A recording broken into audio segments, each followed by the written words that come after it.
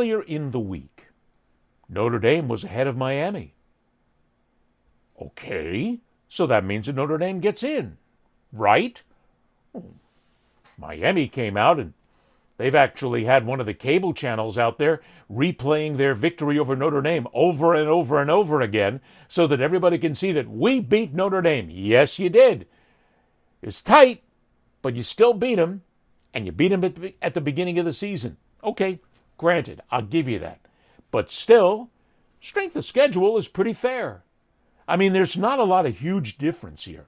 But because it's Notre Dame, and because all those Catholics around the world, from here to Ireland, are desperate to see this team play in the playoffs, they kept shoveling Notre Dame and shoveling Notre Dame and shoveling Notre Dame. It's all about money. It wasn't about anything else. It wasn't about competitive balance.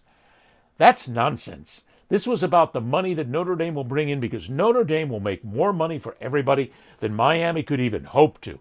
I mean, look, Miami doesn't even do well at its own home games. They're in a playoff race, and they can't even fill the damn stadium. All you got to do is go out there and start counting the empty seats. Miami does not travel well, except for the big guns, the guys and gals with the big money.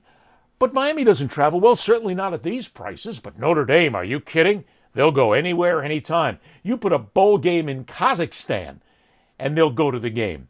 You put it on Easter Island, and they'll go. So you put the game anywhere, Notre Dame will be there. Notre Dame makes more money.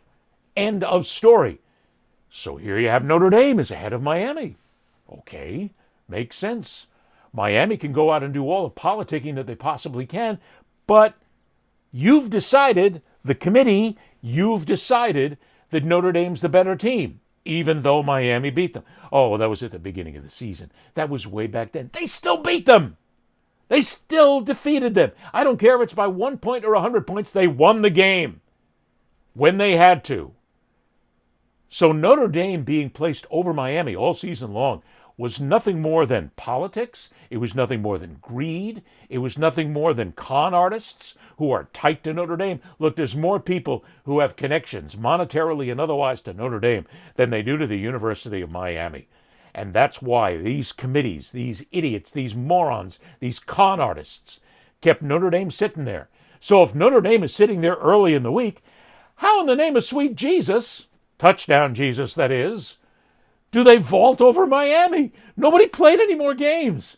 I mean, it wasn't like they went and got together and played each other. Maybe played with each other, but that's another story altogether. And you put Miami in there. Why?